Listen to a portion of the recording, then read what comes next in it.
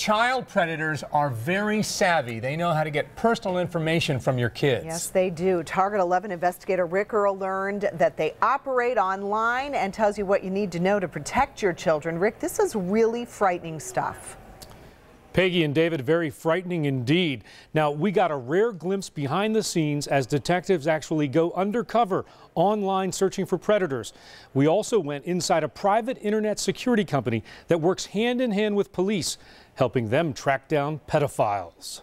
These are actual pedophiles at work right now online. Yes, they're downloading and trading. We watched as internet security expert Rick Wallace from his office in Cranberry tracked pedophiles on LimeWire, downloading child pornography. And this is all illegal, right? Absolutely. And right as we're sitting here right now, this is what's actually going on, real time. Yes. Wallace then showed us how he can pinpoint their exact locations. New York, Saudi Arabia, New York, Ontario, and Florida. Is there an effort by law enforcement to go after these folks? Absolutely. Law enforcement all over the United States, in fact all over the world, are actively pursuing individuals that are trading these movies. And investigators are also actively pursuing predators online. Come on in. Allegheny County District Attorney Stephen Zappala took us inside the cyber forensics lab, where every day detectives go undercover posing as teenage girls. I have logged into Yahoo Messenger, and I am currently a 13-year-old girl.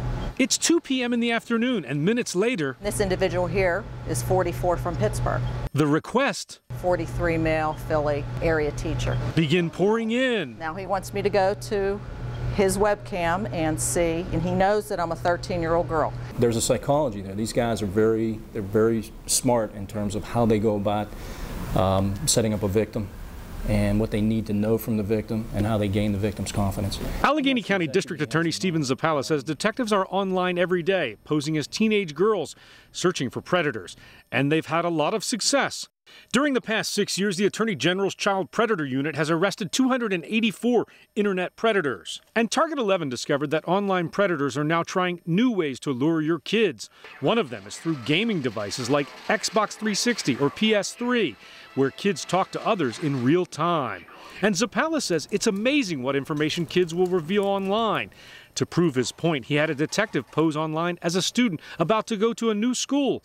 He says it didn't take very long for the detective to make friends and learn intimate details about other kids. And we know everything about them.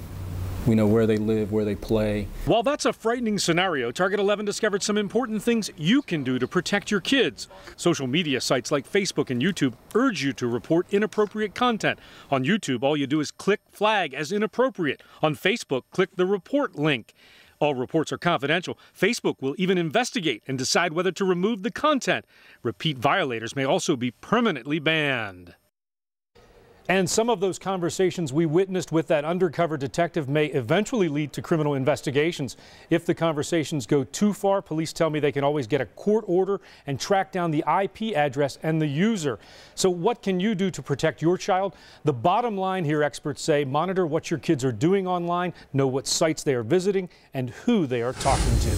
400 of the most dangerous sex offenders live right in Pennsylvania. They are required by Megan's Law to register with the state for the rest of their lives. They may be living right next to you. Target 11 investigator Rick Earl has found places in our area where the most violent offenders are concentrated. Rick? Peggy, David, we track sex offenders because it's one of the topics we get a lot of calls about. Now this time I zeroed in on the worst of the worst, finding 14 violent sex offenders living right in Allegheny County, and several of them in one community. You live right next door to one of them. Yes, I do, and I don't like it at all.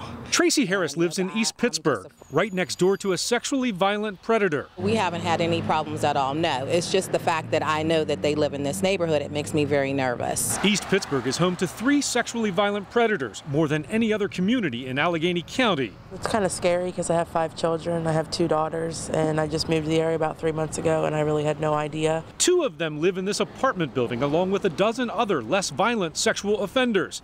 They began moving into this community about 2 years ago. So they're being paroled from prison, and the word is getting out through agencies that this is somewhere that you can go that meets the requirements for parole. East Pittsburgh Police Chief Lori Payne is responsible for notifying residents, businesses, and schools when a violent sex offender moves in.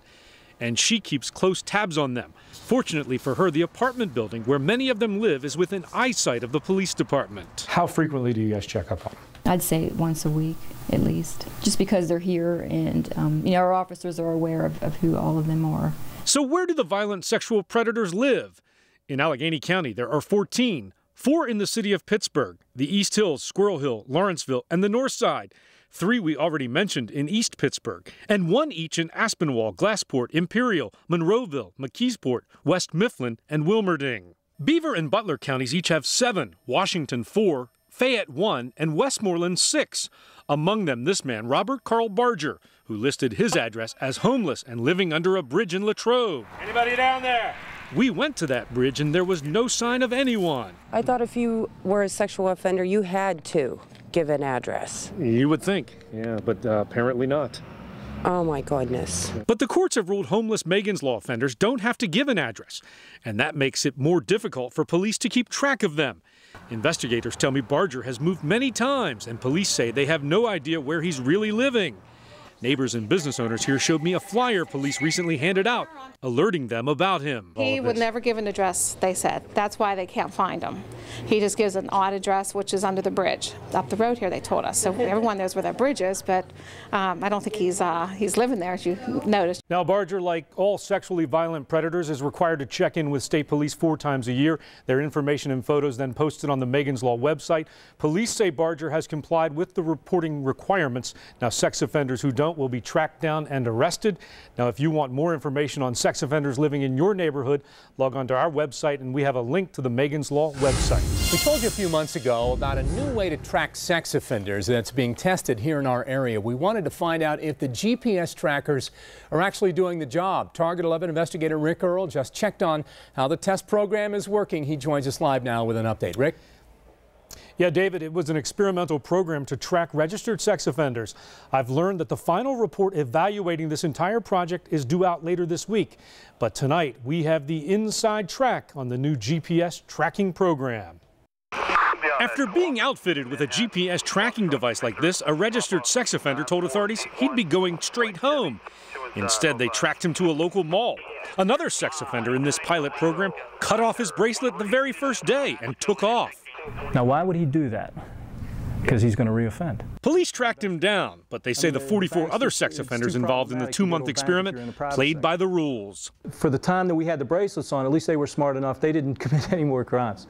We couldn't put them on any crime scenes. While Allegheny County is now testing GPS, Target 11 discovered some counties in our area are already using it. You can see all these green little dots. That's where that person has been. In Westmoreland, probation officers showed us how they're tracking 2 defendants right now. One a drug case, the other domestic violence. This is the active one-piece GPS equipment. The defendant wears an ankle bracelet. It transmits a signal to a satellite, pinpointing the defendant's exact location. Using a laptop or a smartphone, probation officers know exactly where he is at all times. It's within feet of where they currently are, their location. That's a big advantage for you guys. Yes, it is. Probation officers showed us the green dots on the computer screen. They indicate the exact path the defendant took on this morning. Click on the dot for the time and location. And there's more. Probation officers can set up exclusion zones around a victim's home. And that red geographic area right here is the exclusion zone. If the defendant goes into that area, an alert immediately comes in. And if the defendant would go in that exclusion zone, we would have an officer get paged immediately. We have a number of Megan's Law violators that actually reside here. And yes, I mean, this could certainly provide an extra level of comfort, if you will. Robert Sifrelak is the police chief in McKees Rocks. 55 registered sex offenders live in his community. 3 of them participated in the tracking program. It's a program he and others would like to see permanently. When you made the choice to commit the crime, you kind of gave up your freedoms. So if that means you have to wear an electronic monitoring device to know where you're at, then so be it. We put the bracelets on these guys, it works. Back in Allegheny, DA Zappala says he's sold on GPS and wants to use it not only for sex offenders, but for violent offenders released on bail. A Target 11 investigation now into registered sex offenders on the run. Convicted sex offenders are required to register at least once a year, but what happens when they don't check in or lie on the registration? Target 11 investigator Rick Earl found one local department that's sending a strong message to sex offenders who don't tell the truth. Rick? Well, David, oftentimes a sex offender will register an address with Megan's Law, but they won't stay at that address. So then it's up to local police departments to check up on them. Now, I went along with one department where it's a top priority. We got Daniel Carter. We're going to check on him. And Pittsburgh police officer Mike Veith is on the move. My job is to check on individuals. Making sure registered sex offenders are living and working where they say they are. The public deserves to have that good feeling to know that police officers are actually out there looking for these offenders. Several years ago, while doing random checks, Veith discovered half of the registered sex offenders in Pittsburgh lied about where they lived or worked. It's 264, and I believe that might be up that way. On this day, we hit the streets with him on the south side to an apartment on Carson Street. Daniel, Pittsburgh Police. There's no answer, but the landlord confirms Daniel Carter is living here.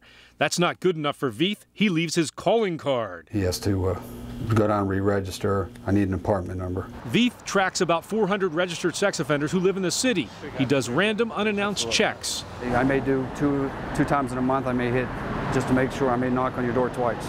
If they're not living or working at the registered address, Veith gets a warrant for their arrest. Hey man, Detective Veith, Pittsburgh Police, how you doing? Veith's next stop, an address on the south side listed by offender James Marasco. Turns out it's the Mercy Behavioral Center. Veith couldn't get much info inside, but he has a feeling.